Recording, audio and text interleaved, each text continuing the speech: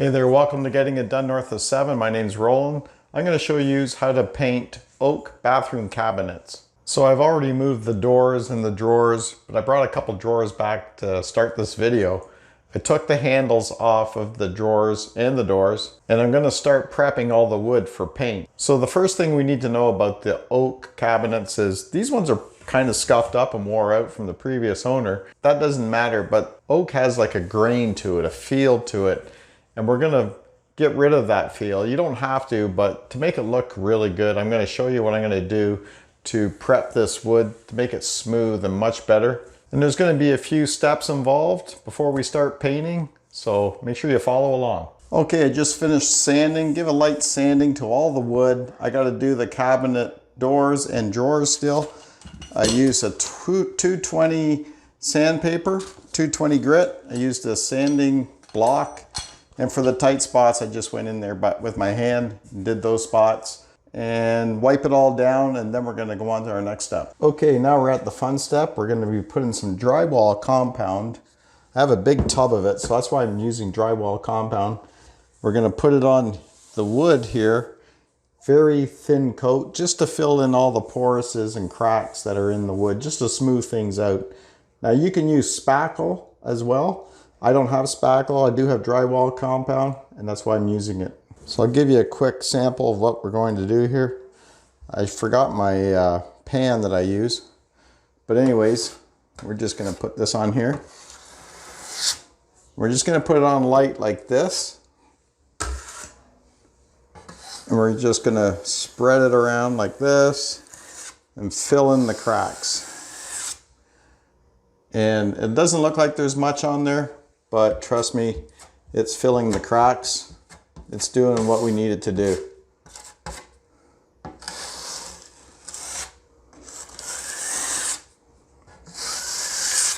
So we're gonna do this all over the cabinet. We're gonna do it all over the drawers and the doors, and then we're gonna give it a light sanding and clean it up one more time before we prime and paint.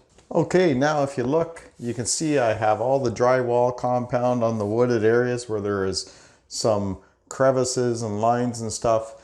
And I'm gonna let you in on something. I'm not going to do the doors and the drawers yet because I want to see how this turns out. I want to make sure this is good before I move on to the doors and drawers. So you're gonna have to come back later on and see how those doors and drawers look and see how the whole finished job looks. So I have a very fine sanding block here, and I'm just gonna go over all the drywall compound here where I put some mud, and we're gonna smooth it all out nice, and then we're gonna clean it up. I'll show you how I do that, and then we'll be ready for primer. So you don't have to push hard, just hold it lightly on there.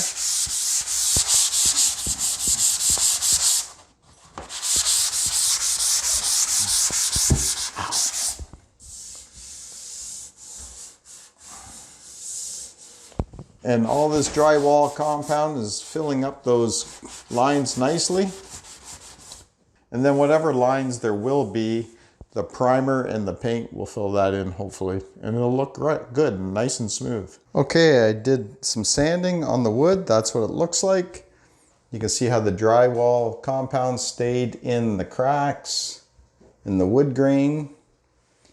Check that out, where the hinges were before.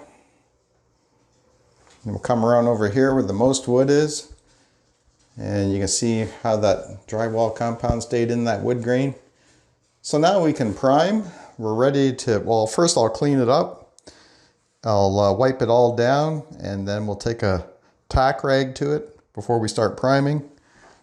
And then, like I said, we can get to priming. All right, good morning. It's the next day, and our bathroom cabinet job is coming along nicely. It's actually moving pretty quick. So as you can see, I primed it. I used a primer that is meant for bathroom cabinets. It's a nice primer, and I'm finding it's a very durable primer. I actually just gave it a light sanding with the same sandpaper I was using before, just a light scuff so that the paint will stick to the primer even better. And then I just wiped it down with a wet paper towel really quick all over. And then I also used a tack cloth. And now this is the tack cloth I'm using. I just bought this at my local hardware store. And it has a sticky feel to it, and it will pick up any loose dust that you have on whatever it is that you sanded. So now we're going to get to painting, and I'm going to show you what I'm using. All right, now I went around and I cut in around all the edges here with my small brush. And I made sure I didn't leave any runs or drips on any of the corners. Now, whatever I didn't finish, I'm going to go and paint with this roller now. And you know what? It doesn't take long at all. And then we're going to wait till this coat dries and we're going to put a second coat on. Okay, we're going to load up our roller and we're going to add the paint now. Roll it on.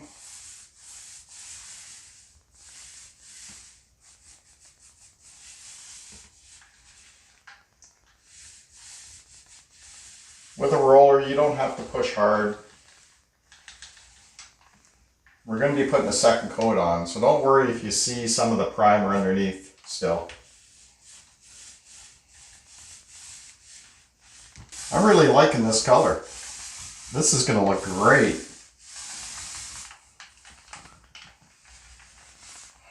It's not quite an espresso brown, but it's dark brown and it's going to look good. Good contrast here with the rest of the bathroom. Okay, we're back and our bathroom cabinet is finished now. I'm done painting it. I added all new hardware. I used brushed nickel handles and knobs for the drawers. And what a difference it's made. I'll put a picture right here so you can see the difference between the old cabinet and the new cabinet. And doesn't it look much better? You know, it didn't take that much work and it was actually kind of enjoyable. It's not a big job and I saved a lot of money doing it. So if you enjoyed this video, I know you're going to like the next one here. I'm going to put an end screen somewhere around here where you can see how to free up your pop-up drain on your sink. Those pop-up drains get stuck sometimes. I'll show you how to free it up and how to keep it from getting stuck again. Thanks for watching. We'll see you on the next video.